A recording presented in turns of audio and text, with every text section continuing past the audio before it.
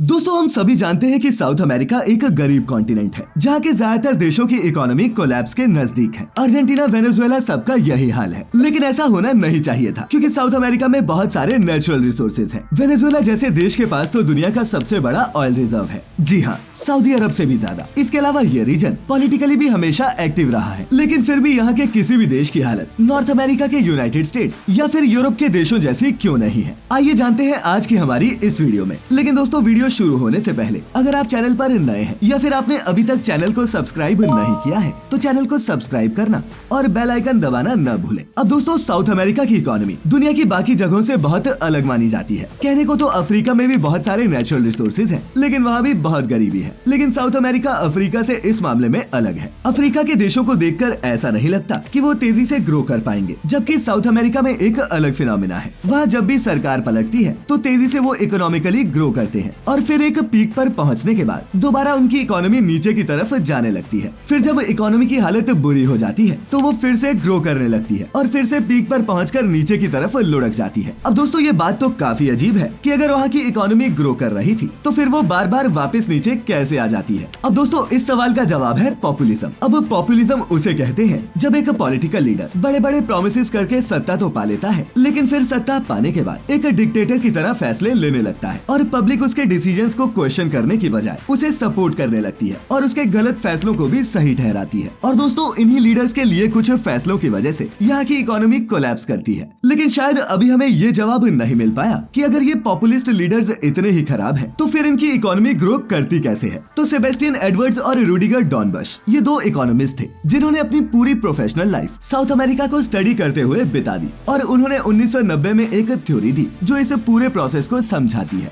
इनका ये कहना था कि पॉपुलिज्म अच्छा या बुरा नहीं होता और इसके कई सारे फेजेस होते हैं और हम इन्हीं के फेजेस को स्टडी करके ये समझ सकते हैं कि साउथ अमेरिका आखिर कहां पर फेल हुआ। इन्होंने पॉपुलिज्म के 5 फेजेस बताए, जिनमें से पहला फेज वो होता है जब कोई नया लीडर पावर में आता है। ये ज्यादातर ऐसे हालातों में होता है जब जनता बिल्कुल परेशान हो चुकी हो, वहाँ हर चीज के प्राइसेस बढ़ रहे हो और गवर्नमेंट सर्विसेज में भी बेतहाशा करप्शन हो। ऐसे में इस सोशल फ्रस्ट्रेशन के कारण ही पॉपुलिज्म का पहला फेज शुरू होता है, जब एक लीडर मसीहा होने का दावा करके सारी पावर्स अपने हाथ में ले लेता है। सत्ता में आने के बाद ये लीडर बहुत तेजी से गवर्नमेंट स्पेंडिंग को बढ़ाता है। वो लोगों को डायरेक्टली पैसा देता है या फिर प्राइसेस को आर्टिफिशियली कम कर देता है। ऐसा करने से सरकारों को भी पैसों की जरूरत पड़ती है, जिसके लिए या तो वो लोन लेती है या फिर बैंक ज्यादा नोट छापना शुरू कर देते हैं। अब दोस्तों वेनेजुएला में भी कुछ ऐसा ही हुआ। 1989 तक वहाँ पर महंगाई से लोग इतना परेशान थे कि सरकार के खिलाफ प्रोटेस्ट होने लगे और सरकार के तख्तापलट के बाद हुगो चैवेज ने 1992 में वहाँ की सत्ता संभाली। इसके अलावा अर्जेंटीना में भी 2001-2 के क्राइसिस के बाद अर्नेस्टो किचनर ने सत्ता संभाली। और दोस्तों इसके बाद शुरू होता है पॉपुलिज्म का दूसरा दौर। इस दूसरे दौर में ये लीडर्स अपनी पॉपुलैरिटी के शिखर पर पहुंच जाते हैं क्योंकि उनकी स्पेंडिंग और सोशल स्कीम्स के कारण इकोनॉमी में एक बहुत बड़ी डिमांड देखने को मिलती है। सभी के पास खर्च करने के लिए पैसा आता है, जिससे इकोनॉमी की गाड़ी भी चल पड़ती है। अभी तक जो लोग उनकी पॉलिसीज का विरोध कर रहे थे उन सबके मुंह बंद हो जाते हैं और ऐसा लगता है कि ये लीडर जरूर ही लोगों की जिंदगी सुधार देगा, क्योंकि इनइक्वालिटी भी देश में प्राइस कंट्रोल्स के कारण कम हो जाती है। अर्जेंटीना और वेनेजुएला में भी यही हुआ। वेनेजुएला तो अपने तेल के कारण काफी पैसा भी कमा रहा था, जिस वजह से उन्होंने देश के सभी प्राइवेट बिजनेसेस को सरकार के अंडर कर दिया और अब वहाँ पर साबुन से लेकर बॉम्ब तक सब कुछ सरकार ही बनाने लगी। ये सब पहले तो पब्लिक को बहुत अच्छा लग रहा था, क्योंकि उन्हें ये नहीं दिख रहा था कि इन स्टेप से उनकी इकोनॉमी एक्चुअली बर्बाद होने लगी है, क्योंकि इससे मार्केट में प्राइवेट प्लेयर्स और कंपटीशन दोनों ही खत्म हो जाते। इसके बाद जो भी ग्रोथ होती वो ज्यादा नोट प्रिंट करने या फिर लोन्स के कारण ही हो रही होती।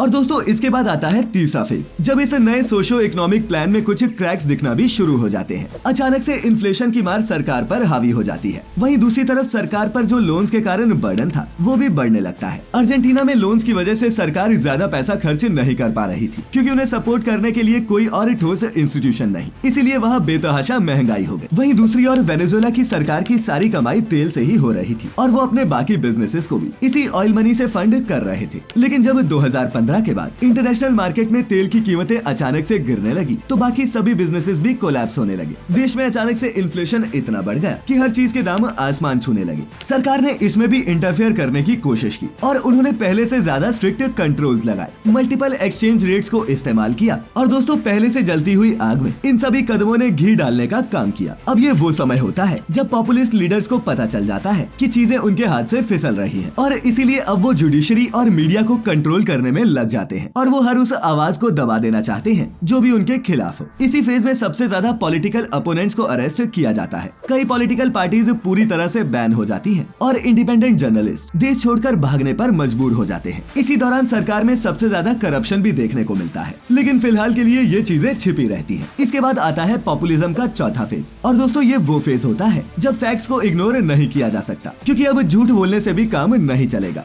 अगर वेनेजुएला का ही एग्जाम्पल लें तो 2018 में वहाँ महंगाई 80,000% तक बढ़ गई थी। जी हाँ, आपने बिल्कुल सही सुना। लोगों ने काम पर जाना छोड़ दिया था, क्योंकि जिस बस में वो ऑफिस जाते थे उसका एक दिन का किराया ही उनकी सालाना सैलरी से ज्यादा हो गया। और दोस्तों यही वो फेज है जिसमें इकोनॉमी कोलैप्स करती है और फिर वो किसी के भी हाथ में नहीं रहती। ये चेंजेस बहुत ही तेजी से आते हैं और अगर आपका मीडिया कंट्रोल किया जा रहा हो और सरकार भी सही आंकड़े पब्लिक में रिलीज न कर रही हो तो इसका कोई अंदाजा भी नहीं लगा पाता कि कितनी जल्दी वो देश बर्बाद हो सकता है। साउथ अमेरिका के इन दो देशों के अलावा अगर हम पेरू का एग्जाम्पल देखें तो 1986 से 1988 के बीच पेरू ने सालाना 12% की दर से अपनी जीडीपी ग्रो की, लेकिन इसके तुरंत बाद देश में मंदी आ गई और इस देश की इकोनॉमी कोलैप्स कर गई, क्योंकि सरकार अपने ही लोन्स के नीचे दब गई और 1990 तक हालत ये हो गई कि वहाँ महंगाई दर 700% तक पहुँच गई थी। अब दोस्तों जब ये सभी चीजें एक्सपोज होने लगती है तो पॉपुलिज्म का चौथा फेज भी खत्म हो जाता है और हम पांचवें फेज की तरफ बढ़ते हैं। इस फेज में चीजें हाथ से बिल्कुल निकल जाती है, क्योंकि जनता अब ये सब अफोर्ड नहीं कर सकती और वो सड़कों पर उतर आती है। पूरे देश में अस्थिरता फैल जाती है और इसका एक उदाहरण हमने श्रीलंका के क्राइसिस में देखा। लेकिन अगर हम बात साउथ अमेरिका की करें तो जब वेनेजुएला में ये फेज आया था तो लोगों ने हथियार उठा लिए और सभी लोग मिलकर मॉल्स और बाकी शॉप्स को लूटने लगे ताकि वो अपनी जरूरत का सामान ले सके। इस फेज में देश एक ऐसी स्थिति में पहुंच जाता है जहां हर तरफ अराजकता ही देखने को मिलती है। सभी सरकारी इंस्टीट्यूशंस कोलैप्स कर जाते हैं, देश में आर्मी लगानी पड़ती है और कभी कभी तो आर्मी और पुलिस के जवान भी रिवोल्ट कर देते हैं, क्योंकि उनके परिवारों की हालत भी कुछ खास अच्छी नहीं होती। अब दोस्तों पांचवें फेज का अंत होते होते IMF जैसे इंस्टीट्यूशंस इंटरवीन करते हैं, देश में एक केयरटेकर सरकार बनती है और एक नया लीडर उभरता है जो ये सब सही करने का वादा करता है और फिर अंतर्राष्ट्रीय संस्थाओं की मदद से सिचुएशन को स्टेबलाइज किया जाता है और प्राइसेस को कंट्रोल में लाया जाता है। और दोस्तों हम इस पांचवें फेज के अंत के बाद किसी और दूसरे पॉलिटिकल लीडर के अंदर दोबारा पॉपुलिज्म के पहले फेज में दाखिल हो जाते हैं। खैर उम्मीद है आज की इस वीडियो से आपको कुछ नया जानने को मिला होगा। वीडियो अच्छी लगी हो तो इसे अपने दोस्तों के साथ भी शेयर जरूर करें और ऐसी सभी इंटरेस्टिंग वीडियोस देखते रहने के लिए